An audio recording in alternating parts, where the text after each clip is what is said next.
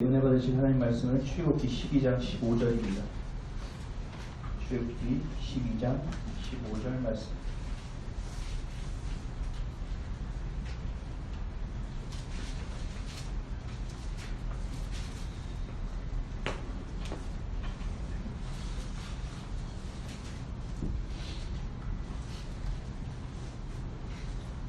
출애굽기 12장 15절입니다. 함께 읽겠습니다. 너희는 이래 동안 무교병을 먹을지니 그 첫날에 누룩을 너희 집에서 제하라. 무릇 첫날부터 일곱째 날까지 유교병을 먹는 자는 이스라엘에서 끊어지리라. 아멘. 잠시 기도하겠습니다. 하나님 고맙습니다. 오늘도 예배가 예배되게 하시고 교회가 교회되게 하시고 성도가 성도되게 하시고 부모가 부모되고 자녀가 자녀되는 놀라운 하나님의 섭리가 우리의 삶 가운데 이루어지기를 간절히 소원합니다. 우리 예배의 주인이 되시고 우리의 삶의 주인이 바로 우리 예수 그리스도임을 기억하게 하여 주옵소서. 이 예배를 통하여 우리의 마음과 생각과 또한 우리의 신앙이 주님의 말씀 안에 온전히 서게 하시고 우리의 세상에 나가 넉넉히 이기고도 남음의 역사가 있게 하시고 그것을 경험하는 자들, 그 경험을 나눌 수 있는 자들이 될 수 있도록 의롭고 강하신 오른팔로 붙들어 주옵소서. 감사드리며 길이요 진리요 생명 되시고 우리 주인 되시는 예수 그리스도 이름으로 기도합니다. 아멘. 할렐루야. 아멘. 할렐루야. 아멘. 앞에 인사하겠습니다. 예수님 이름으로 환영하고 축복합니다. 한 번 더 인사합니다. 한 주 동안 수고 많으셨습니다.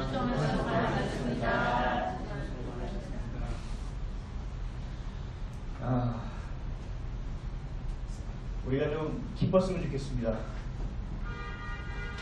감격하는 인생, 또 감동하는 인생이 됐으면 좋겠습니다.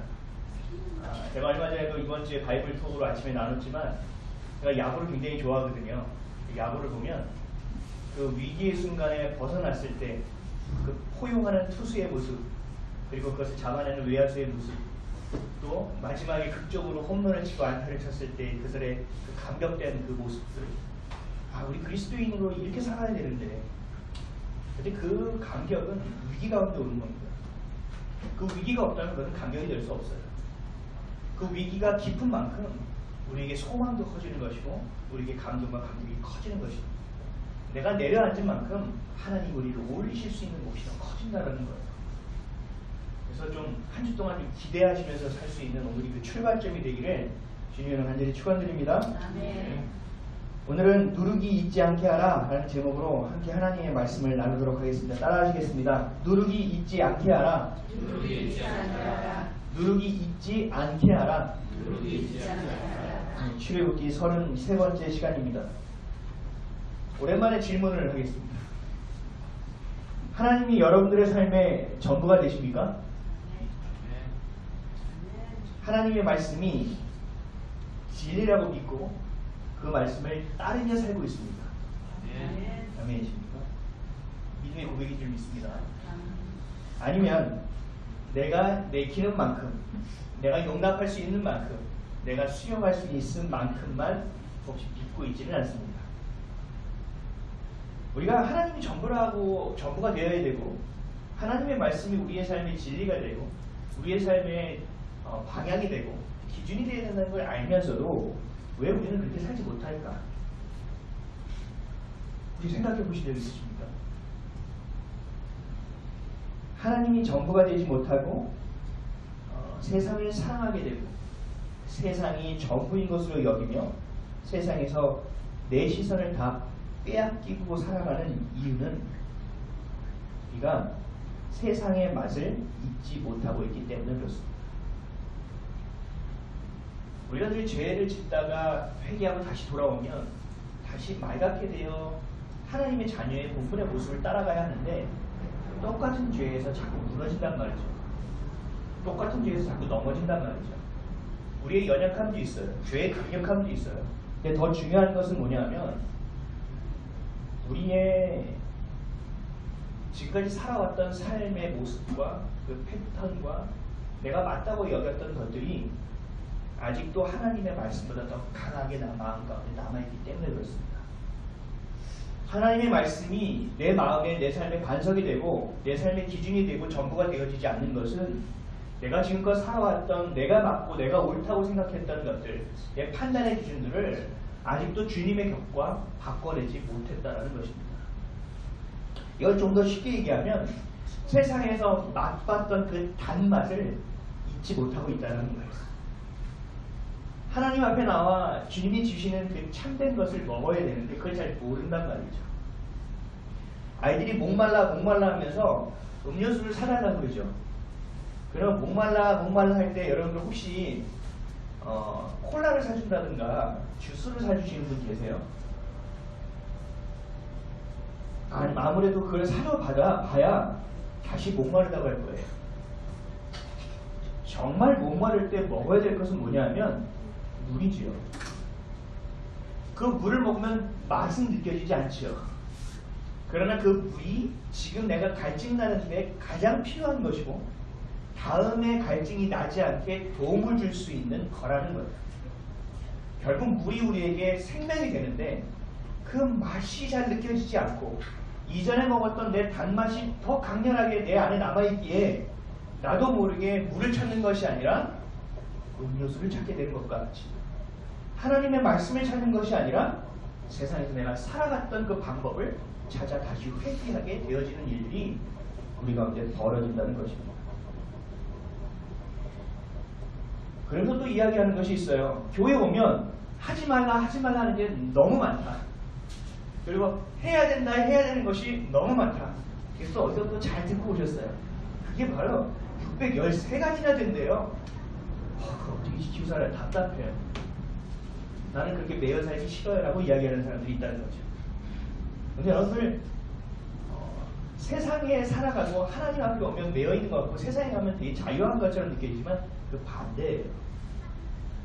우리가 세상에서 이 단맛이라는 것은 우리가 뭘 얘기하냐면 내가 돈 벌어본 그 맛, 그리고 돈이 없으면 살 수 없다는 거, 돈이 없으면 얼마나 불편하다는 거, 그리고 권력을 가지면 내가 얼마나 떵떵거리고 살 수 있다는 거, 내가 인정받고 살아갈 수 있다는 거, 내가 집이 있으면 이사가지 않아도 이렇게 편하게 살 수 있구나라는 거. 내가 욕심과 내 죄와 그 세상에 매여 살아가는 거예요. 그 안에서 근심과 걱정하면 거기에 매이는 거예요. 내가 원래 여기서 해야 될 일을 놓치고 그냥 매여버립니다. 근데 그것을 자유함으로 착각하는 거죠. 근데 하나님 편에 오면 매여있는 것 같아요. 하지 말라는 게 너무 많아요. 그러나 하나님이 궁극적으로 우리에게 오라고 하시는 이유는 뭐예요? 그 근심과 염려에서 벗어나고 돈과 물질과 인정받는 모습에서 벗어나고 과거의 상처와 어려움 가운데서 벗어나고 죽음의 두려움에서 벗어나는 진짜 자유를 우리에게 주시겠다는 거거든요. 근데 우리의 생각은 어떻습니까? 거꾸로 돼 있다는 거예요. 세상은 자유가 있는 것 같고 교회는 속박이 있는 것 같다. 완전히 반대라는 거죠. 물을 찾아야 되는데 자꾸 음료수를 찾는 삶을 우리도 모르게 살아가고 있습니다. 요한복음 8장 31절에서 34절에 그러므로 예수께서 자기를 믿는 유대인들에게 이르시되 너희가 내 말에 거하면 참으로 내 제자가 되고 진리를 알지니 진리가 너희를 자유롭게 하리라. 그들이 대답하되 우리가 아브라함의 자손이라 남의 종이 된 적이 없거늘 어찌하여 우리가 자유롭게 되리라 하느냐. 예수께서 대답하시되 진실로 진실로 너희에게 이르노니 죄를 범하는 자마다 죄의 종이라. 아멘. 여러분들은 하나님의 종으로 살아가고 있습니까? 아니면 죄의 종으로 살아가고 있습니까? 돈에 매여 끌려 살아가고 있습니까? 내가 돈을 다뤄가고 있습니까? 아니면 상처와 욕심에 내가 끌려 살아가고 늘 그것 때문에 생책이나 아프고 어려운 가운데 동굴로 들어가 살아가고 계십니까? 주님께 그것을 내가 맡기고 살아가고 우리에게 진짜 자유가 무엇인지를 우리가 구분해야 낼 수 있어야 됩니다. 이것을 성경에서는 분별이라고 이야기하는 거죠. 권력을 한번 잡으면 어떻게 됩니까? 그 권력을 또 잡아야 되죠.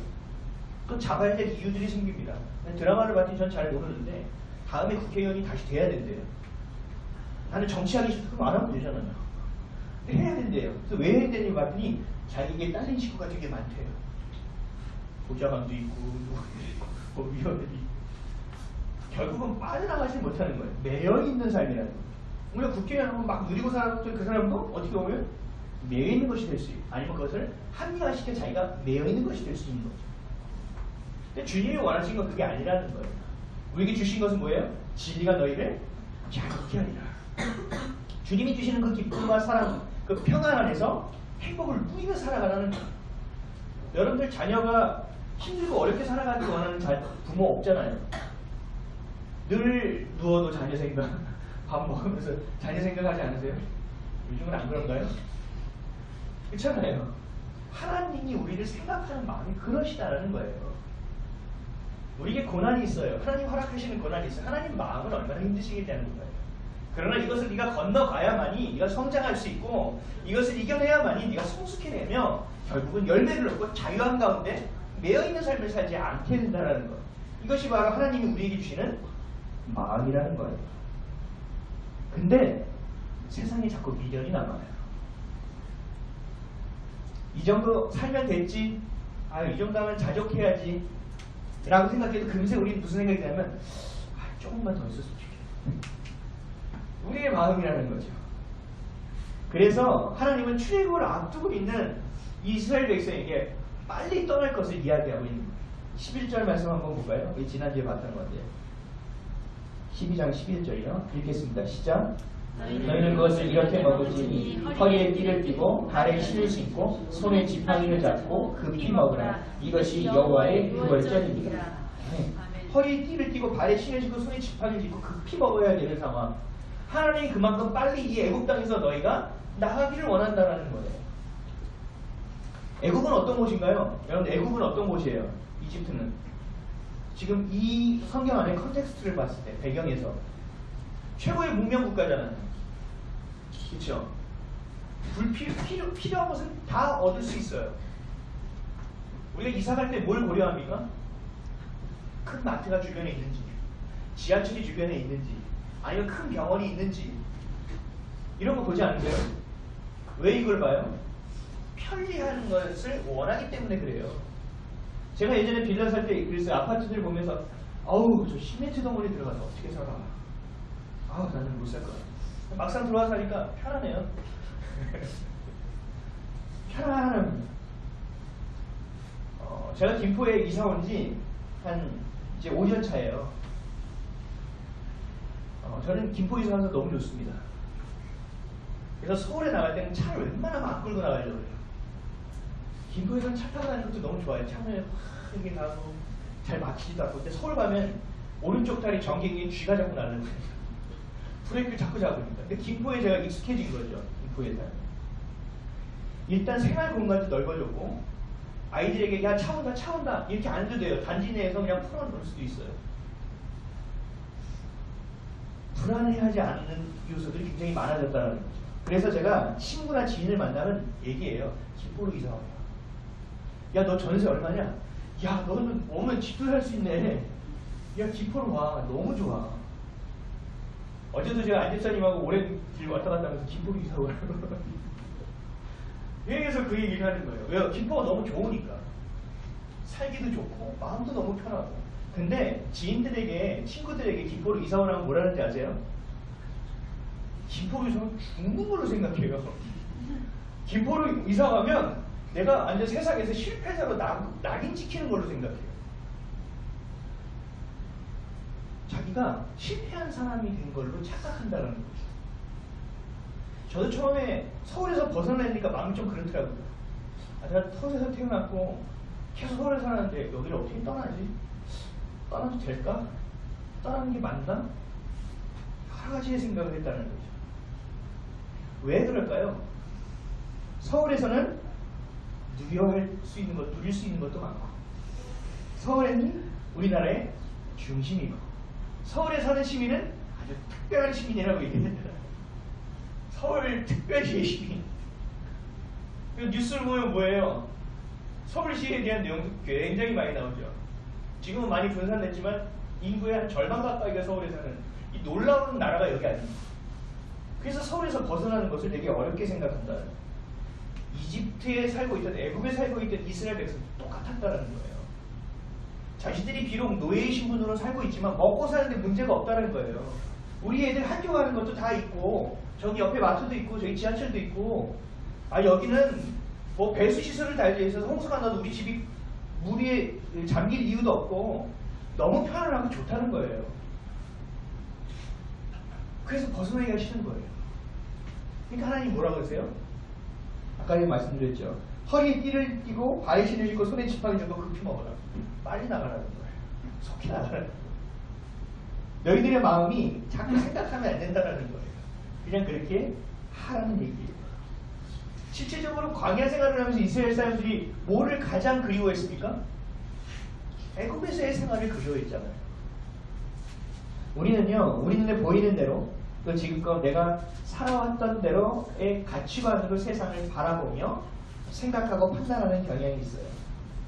그래서 어떤 선택을 해야 되는 상황에서 하나님의 말씀을 가지고 기준으로 결정하는 것이 아니라 내가 하던 대로 생각하고 결정할 때가 너무나도 많이 있습니다.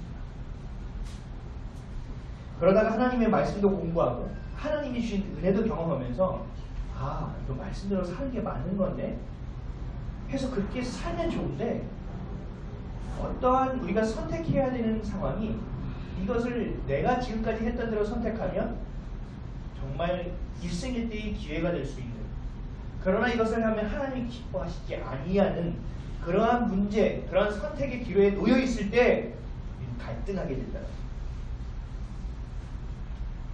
왜 갈등하게 되죠? 하나님의 말씀이 이렇게 좋은 걸 아는데. 왜 그래요?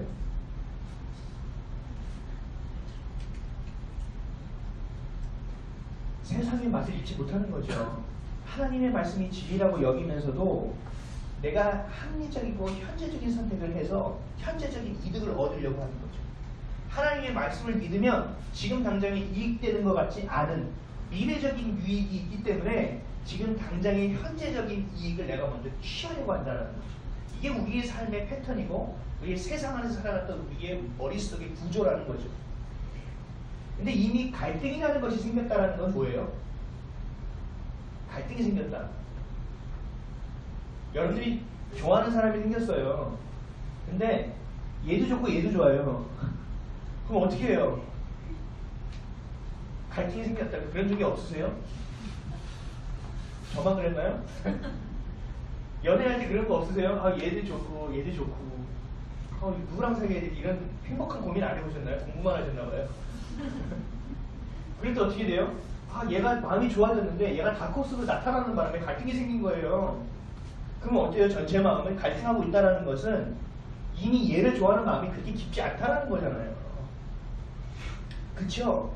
그러니까 갈등이 생기잖아요. 똑같다는 거죠. 하나님의 말씀을 믿어내야 되고 내 현재적인 이득을 합리적으로 내가 취해야 되는 이 두 가지 상황에 내가 갈등하고 있다는 것은 하나님의 말씀이 내게 아직 온전한 하나님의 말씀이 되어 있지 않다는 이야기라는 거죠. 이미 갈등했다는 것은 내 마음이 흔들렸다는 얘기예요. 그래서 뭐라고 말씀해요? 속히 결정하라는 거예요. 속히 떠나라는 거예요. 여러분들 생각하면 굉장히 좋은 생각으로 도출될 것 같죠? 그렇지 않아요. 하나님 우리의 수준을 너무 잘 아세요. 너는 생각하면 또 생각에 꼬리에 꼬리를 물어. 아이고 네 눈에 다크서클이 생기고 네 뼈는 말라갈 것이고 네 머리는 빠지겠구나라는 걸 알고 계시다고요. 그래서 우리에게 뭘 주셨어요? 뭘 보내주셨어요? 성령 하나님을 보내주셨잖아요. 그쵸? 우리의 탄식하라도 탄식을 붙잡고 기도해 주시는 분을 보내주셨잖아요. 거기에 그치는 것이 아니죠. 우리에게 상황을 판단할 수 있는 기준되는 하나님의 말씀을 우리에게 주셨잖아요. 이것으로 판단하라는 거예요. 그래서 그게 옳던 싫던 그것이 넓던 좁은 길이던 그 말씀대로 내가 걸어가 보라는 거거든요. 갈등하지 않게 된다는 거예요. 그러면 지금 당장은 네가 힘들지. 광야길을 걷겠지. 그러나 종국에는 네가 약속의 땅으로 갈 거야. 그걸 우리에게 말씀해 주시는 건데 우리는 자꾸 내 현재적인 눈을 보고 내 보이는 것만 선택하게 되어진다는 거죠. 그래서 내 입에서 나오는 건 뭐예요? 온통 육적인 얘기뿐이 아니에요. 내 안에서 입에서 내 생각에서 나오는 영적인 것을 하나도 없게 되거든요. 교회를 다니고 성경 말씀을 읽어도 내가 사람과 대화하는 보면 내 입술은 육에 대한 얘기만 하고 있다는 거죠. 이것이 얼마나 놀라운 소름 돋는 일인지 모릅니다. 그래서 정확히 하나님의 말씀 안에 깨어 있어야 한다는 거죠. 오늘 본문 15절 말씀을 한번 다 같이 읽어보겠습니다. 15절이요. 시작. 너희는 이래 동안 무교병을 먹을지니 그 첫날에 누룩을 너희 집에서 제하라. 무릇 첫날부터 일곱째 날까지 무교병을 먹는 자는 이스라엘에서 끊어지리라. 여기 누룩이라는 단어가 나와요. 오늘 가장 중요한 단어입니다. 누룩은 제가 뭐라고 했죠? 빵 만들 때 넣는 거? 이스트라고 얘기했죠. 빵을 만들어 보신 분들 계시죠? 빵을 반죽해서 그냥 모양을 만들어서 굽나요? 어떻게 하죠?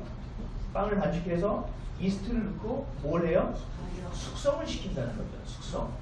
그 숙성을 뭐 저온에서 시키냐, 뭐 냉장고에 시키냐, 아니 실온에서 얼마나 시키고 냉장고에 얼마나 넣느냐, 뭐 며칠 동안 시키냐, 몇 시간 동안 시키냐에 따라서 그 빵의 맛이 달라지고 빵의 질이 달라진다는 거죠. 그래서 저희 김포 저기서 보면 맷도시에서 구운 무슨 포도 바이오종을 넣은 뭐 이런 빵 판다고 이렇게 나와 있어요. 빵을 만들려면 누룩이라는 것이 반드시 들어가야 하고 숙성될 수 있는 시간이 필요하다는 거예요. 근데 하나님은 지금 뭘 하고 계시죠? 빨리 이 애굽 땅에서 떠나서 종살이에서 벗어나 내 자녀가 되라. 이방신을 섬기는 이 자리에서 벗어나 내게 예배드려라. 너희는 노예살이에서 아니라 자유함을 빨리 나와서 얻으라라고 말씀하고 있다는 거죠. 무교병을 먹으라는 이유, 누룩을 넣지 말라는 이유 중에 하나는 뭐냐? 누룩을 넣고 숙성시켜서 빵을 하는 그 시간조차도 두지 말라는 거예요. 빨리 그 자리에서 나오라는 거예요. 그러니까 누룩을 넣지 말라는 이유는 이것이고, 또 우리 제가 지난번에 말씀드렸던 거 뭐죠? 누룩을 넣지 말라는 건 맛이 없는 빵이잖아요. 어린 양이 우리의 죄를 대신 짊어져 고난을 받고 희생당하는 것, 즉 예수 그리스도가 우리를 대신하여 십자가에서 성량에 대속해 주신 그 은혜에, 그 고난에 참여하는 의미가 있다는 거죠. 그래서 이 누룩을 넣지 않게 하는 거예요. 남자분들은 이런 경험이 있을 거예요. 여자분들도 비슷하고요.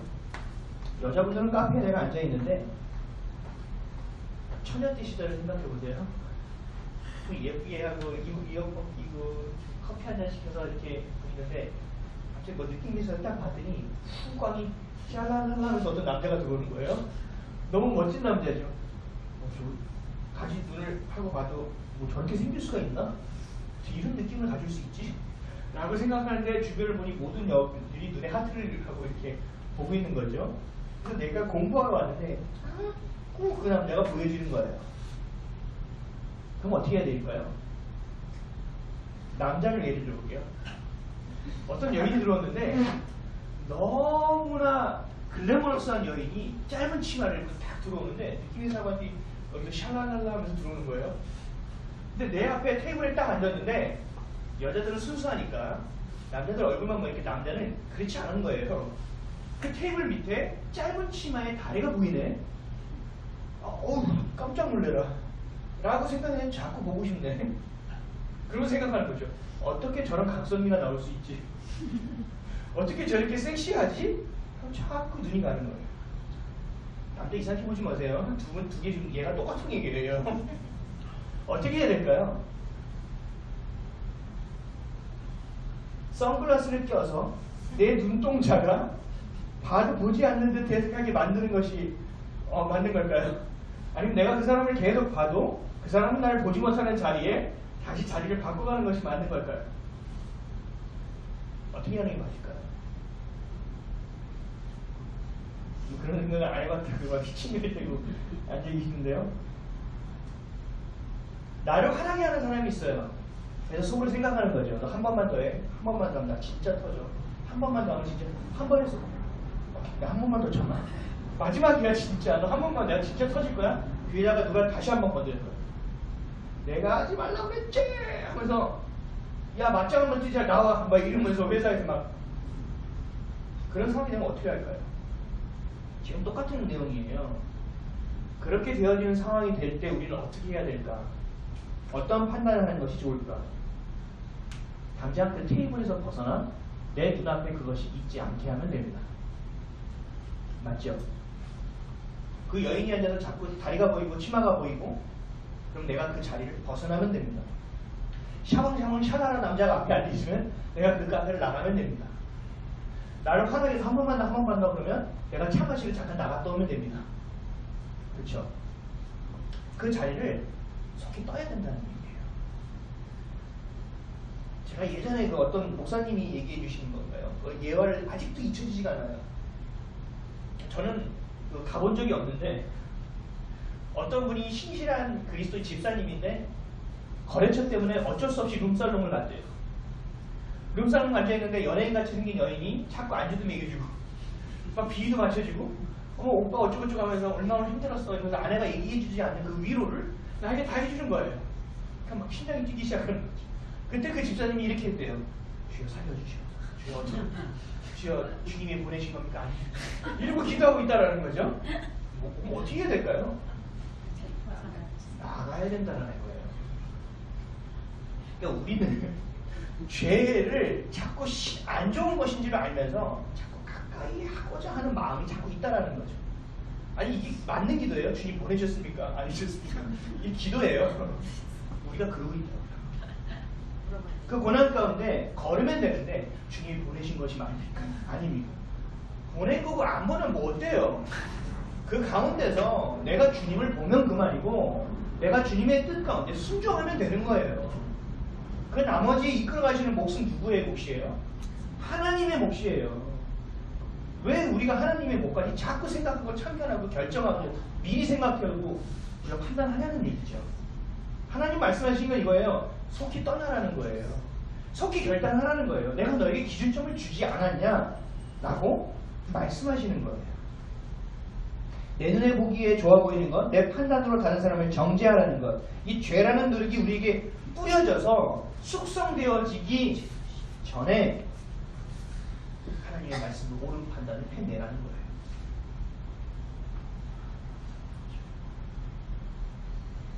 성경적 판단, 영적으로 옳은 판단하는 것을 갈등이라는 것은 절대로 도와줄 수가 없습니다. 결단을 더 어렵게 하는 일만 만들어낸다는 거죠. 그래서 뭐라고 말씀했어요? 사도 바울은 사람을 기쁘게 하랴 하나님을 기쁘게 하랴. 이 상황 가운데 내가 이렇게 하면 이 사람이 도움이 되고 이렇게 하면 이 사람이 힘들어하고 이 상황을 생각하지 말라는 거예요. 그럼 이 사람한테 미안해를 주고 이 사람한테 고마워지고 이런 삶을 이리저리 흔들리는 삶을 살지 말라는 거예요. 하나님이 A라고 말씀하셨으면 그 A를 어떻게 지혜롭게 얘기하고 어떻게 오해와 시비가 없이 이 일을 행할 수 있을지를 기도하고 행동하는 것이 우리에게 가장 중요한 일이지 이 사람이 모르고 저 사람을 짚고 이건 맞고 저거 맞고 상황이 맞고 이 흐름이 사장님이 이러한 흐름을 가지고 얘기하는 건데 그게 맞을 것 같아 이런 생각하지 말라는 거거든요. 그럴 때 당장에 우리에게 힘들고 어려운 일이 올 수도 있어요. 그러나 그것을 해야 할 몫은 누구에게 있냐? 하나님께 있다라는 거거든요. 그것이 믿음이라는 것입니다. 우리에게 누르기라는 것이 들어오고 죄라는 것이 들어와 자리를 잡으면 이 죄가 숙성돼서 이 죄가 죄인지는 잘 모르게 돼요. 그래서 교회를 잘 다니는 누가 목사님이 회개하세요 그러면 여기서 올라와요. 내가 죄인이라고? 당신이나 똑바로 해줘. 이렇게 죄를 죄로 깨닫지도 못하는 상황이 되어버린다는 거죠. 그래서 나중에는 몸이 원하는 대로 내 판단하는 대로 죄에 매여 살아가는 사도 바울이 얘기했던 것처럼 죄의 종의 멍에를 메고 살아가는 죄가 되어진다는 거죠. 사도 바울은 누룩에 대해서 이렇게 정의합니다. 고린도전서 5장 6절에서 8절에 너희가 자랑하는 것이 옳지 아니하도다. 적은 누룩이 온 덩어리에 퍼지는 것을 알지 못하느냐. 너희는 누룩 없는 자인데 새 덩어리가 되기 위하여 묵은 누룩을 내어버리라. 우리의 유월절 양 곧 그리스도께서 희생되셨느니라. 이러면 우리가 명절을 지키되 묵은 누룩으로도 말고 악하고 악에 찬 누룩으로도 말고 누룩이 없이 오직 순전함과 진실함에 떡으로 하자. 아멘. 우리의 눈으로 보기에 좋아 보이고 맛있게 보이는 빵이 아니라 진실하고 순결하고 순수한 그 모습 그대로 내 안에 선한 것이 하나 없어도 그 모습을 그대로 가지고 나오고는 전혀 누룩이 없이 주님 앞에 나오는 모습으로 서라는 거예요.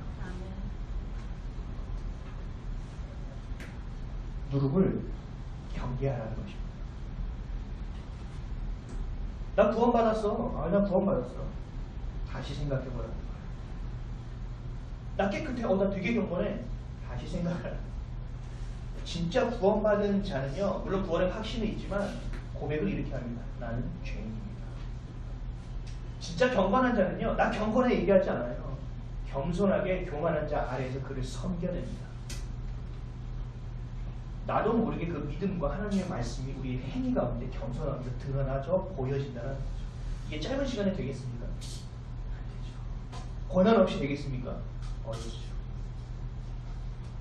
로마서 8장 5절에서 9절에 육신을 따르는 자는 육신의 일을, 영을 따르는 자는 영의 일을 생각하나니 육신의 생각은 사망이요 영의 생각은 생명과 평안이니라.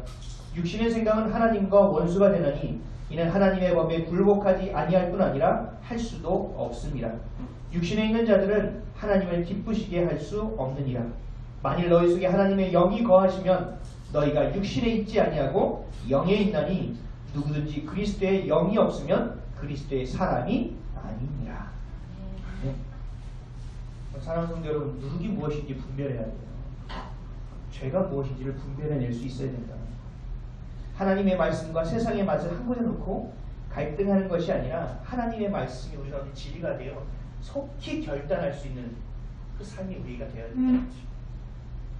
그것이 바로 하나님의 백성답게, 하나님의 자녀답게 정체성을 놓치고 살지 않는 정체성을 가지고 살아가는 저 여러분 되시기를 주님의 이름으로 간절히 축원드립니다. 6월절이 지났는데 무교본과 쓴 나물도 먹었고 하나님이 주신 그 어린 양도 잡았고 그래서 그 죽음의 저주가 다 거쳐갔는데도 불구하고 하나님은 6월절이 지난 이후 1회 동안 7일 동안 또 다른 시간을 원하십니다. 오늘 15절 말씀을 다시 한번 읽어보겠습니다. 시작. 너희는 1회 동안 무교병을 먹을지니 그날의 누룩을 너희 집에서 제하라. 우리 첫날부터 7째 날까지 무교병을 먹는 자는 이스라엘에서 끊어지리라. 너희는 1회 동안 무교병을 먹어요. 6월절이 끝난 다음에 바로 무교절이에요. 일주일 동안 무교병을 먹어야 돼요. 아니 6월절에 대해서 감사하면 됐잖아요. 그렇죠? 그리고 6월절에 무교병을 먹고 쓴다고는 먹었으면 됐지. 뭐 굳이 일주일 동안 또 무교병을 먹게 해가지고 이렇게 지르게 할 필요가 있으실까? 라는 생각도 우리가 해볼 수 있어요. 뭐 할 때 뭐 때문에 일주일씩 이렇게 먹게 하실까? 뭐냐면요, 기억하게 하시는 거예요. 애굽 땅에서 좋았다고 생각하는 육의 생각이 하나님의 약속을 향하게 하는 영의 생각으로 옮겨오게 하는 시간을 하나님께서 갖게 해주시는 거예요. 가나안의 땅에 들어가면 어떻게 될까요? 가나안은 풍요로운 땅이죠. 뭐라고 표현해요? 뭐와 뭐가 흘러요? 젖과 꿀이 흐르는 땅이잖아요. 그래서 정찰 나갔을 때 어떻게 됐어요? 그들은 장대하고 열매는 이만하고 뭐 대단한 땅이라는 표현을 하잖아요. 그래서 우리는 메뚜기와 같아서 저기는 점령할 수 없다라고 얘기하잖아요. 이방신을 섬기고 풍족하게 살아가고 있는 가나안 민족을 만나게 될 터인데 그들을 동경하지 않을 수 있도록 좀 더 이것을 기억하라는 것입니다. 그들이 살고 있는 것을 부러워하고 다시 애굽의 노예같이 돌아갈 것을 염려하셔서 일주일간의 무교병을 먹는 시간을 갖게 해주신 거예요. 1년 중에 일주일이에요. 그렇죠? 일주일 동안 우리에게 주신 그 풍족한 것들, 또 문화, 또 문명이라는 것들, 이것들을 기름진 것들을 다 포기하고 가난했던 시절 그것을 다시 회귀해서 하나님이 하나님됨을 기억하고 죄에 빠져 살아가지 아니하고 평안한 가운데 살아갈 수 있는, 감사함을 놓치지 않고 살아갈 수 있도록 경계케 하기 위함이 바로 일주일의 무교절의 기간이라는 거예요. 저는 원래는 매년 3일 금식을 해요. 근데 작년에 못했어요. 올해는 꼭 하려고 하고 있습니다. 3일 동안 제가 금식하는 이유는 어려운 일이 닥쳐서 이것을 해결하려는 게 아니에요. 문제가 생겨서 이 문제를 해결해달라고 기도하려고 내 목숨을 걸고 기도하는 게 아니에요. 하나님 이거예요, 저거예요, 응답을 받기 위함도 아니에요. 내가 3일 동안 금식하는 이유는 하나님이 하나님됨을 인정하는 시간입니다. 우리가 살아가는 이유가 뭐죠? 그 나영석 PD가 삼시세끼라는 걸 만들어서 아주 적나라하게 보여줬죠. 우리가 살아가는 이유. 삼시세끼 먹고 살아가는 거 아닙니다. 어제 드라마 봤더니 그렇더라고요. 부자 집사람이 이렇게 막 뭐라고 하니까 부자라고 뭐 10끼 먹어요? 다 3끼 먹는 거지. 충분히 먹고 살만하다고. 나 무시하지 말라는 식으로 얘기하더라고요. 결국 먹고 살기 위함입니다. 근데 이게 해결돼도요. 우린 더 벌려고 해요. 왜요? 남들보다 더 잘 먹고 살기 위함이에요. 결국 여기에 다 달려있다는 거죠. 그러니까 금식이라는 건 뭐냐? 먹고 살아가는 것이 하나님께 달려있다고 인정하는 거거든요. 그리고 내 안에 가득했던 것을 비워내는 이유. 세상의 맛이 아닌 하나님의 은혜의 맛을 구하기 위함입니다. 여러분 음식을 감별사들이 이렇게 해야 돼요. 음식을 먹고 나서 다음 음식을 평가할 때 어떻게 해요? 네, 물로 헹궈내죠. 왜 헹궈내요? 이 맛을 버려야 다시 새 맛을 가질 수 있잖아요. 평가할 수 있잖아요. 그러니까 저에게 금식이라는 건 그런 의미예요. 세상의 맛을 내가 다시 다 내려놓고 하나님의 은혜의 참맛을 다시 한번 누리기 원하는 시간이에요. 그리고 되게 신기한 게요. 화학 분이 가라앉습니다.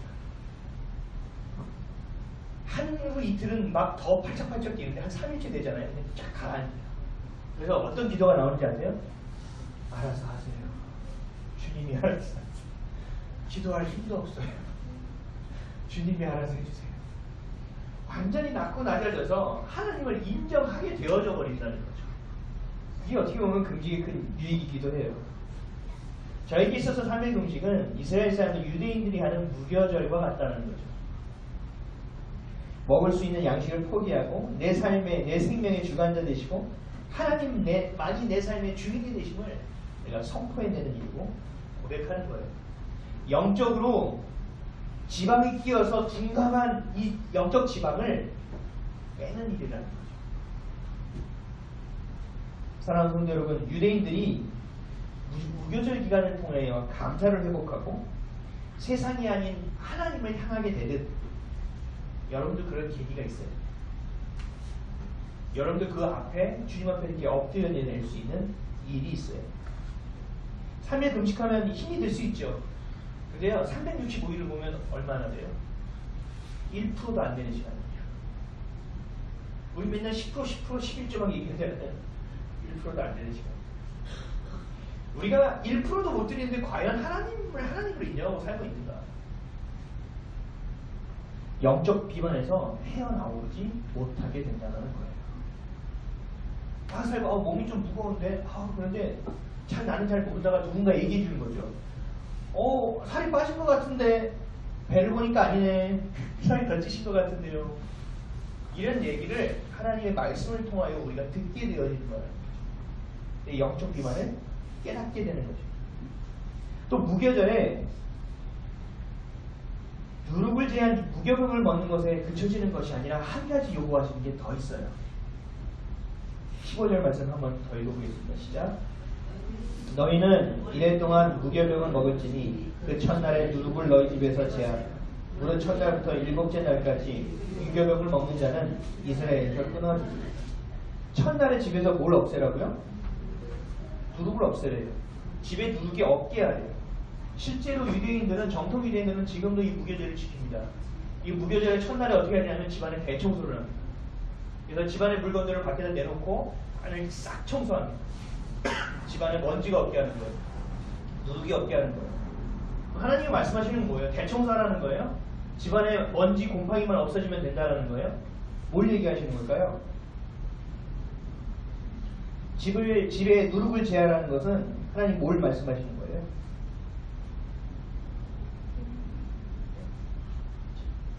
우리의 삶에 있는 내 일상에 있는 것에 누룩이 있는지 없는지를 점검하라는 거예요. 내가 직장에서, 내 가정에서, 부부와의 관계에서, 자녀의 관계에서, 또 내 삶 안에서, 하나님과의 관계 안에서 누룩이 무엇이 있는지를 찾아내어 제하라는 거예요. 내 삶을 돌아보라는 거죠. 왜요? 누룩은요 번져갑니다. 누룩은 점점 커져갑니다. 야고보서 1장 15절에 욕심이 잉태한 즉 죄를 낳고 죄가 장성한 즉 사망을 낳느니라. 죄라는 것은 점점 커진다는 거예요. 누룩이 점점 번져간다는 거예요. 그래서 내가 죄를 지어도 죄를 지은지 모른다는 거죠. 이것이 우리의 모습이에요. 믿음도 자라나지만 죄도 자라나요. 최대한 빨리 싹을 자르고 청소해서 더 이상 번지지 않게 해야 된다는 거죠. 단순한 집 청소가 아니라 지금 말로 우리를 다시 돌아보면 뭐냐면 회개하는 거예요. 영적 비만의 상태 가운데서 주님 앞에 엎드려 내 상태와 이것들을 고백하고 이전의 모습, 노예였던 모습, 죄에 매여있던 모습, 하나님을 알지 못할 때의 모습, 얼마나 비참하게 살아가는 것을 다시 한번 깨닫고 돌이켜 회개하여 주님께 온전하게 돌아오라는 거예요. 이게 집안의 누룩을 제하라는 것입니다. 회개하라는 것입니다. 그리고 돌이키라는 것입니다. 여러분 매일 회개하세요? 매일 회개하십니까? 저는 매일 회개합니다. 왜냐하면 매일 저를 돌아봐야 되기 때문입니다. 깨어있다는 것이 무엇이냐면 내가 나를 돌아보아 내가 주님의 곁에 동행하고 있느냐, 아니면 누룩이 끼어 그 누룩을 동경하고 있느냐, 누룩이 잔뜩 껴서 내가 이제는 죄를 보지 못할 눈까지 생겼느냐, 내 눈이 아니면 가려졌느냐, 그것을 내가 점검해야 된다는 거죠. 매일처럼. 어떻게 해요? 거울을 보듯이. 오늘 교회 나올 때 거울 안 보고 오신 분 계세요? 거울 안 보고 오신 분. 집에 거울이 없다. 하나 사드리겠습니다. 거울 없는 건 없죠. 거울 왜 보세요? 잡복하시려고 보세요? 오늘도 내가 너무 찬란해. 이야, 오늘 너 눈빛이 오늘 좀 매섭네. 이러고 거울 보세요? 아니면 기미가 늘었구나. 주름살이. 흰머리. 이러고 보세요. 어떻게 보는가 날 점검하고 있다는 거거든요. 야고보서 1장 22절에서 25절에 너희는 말씀을 행하는 자가 되어 듣기만 하여 자신을 속이는 자가 되지 말라. 누구든지 말씀을 듣고 행하지 아니하면 그는 거울로 자기의 생긴 얼굴을 보는 사람과 같아서 제 자신의 모습을 보고 그 모습이 어떠했는지를 곧 잊어버리거니와 자유롭게 하는 온전한 율법을 들여다보고 있는 자는 듣고 잊어버리는 자가 아니요 실천하는 자니 이 사람은 그 행하는 일에 복을 받으리라. 아멘. 아멘이십니까?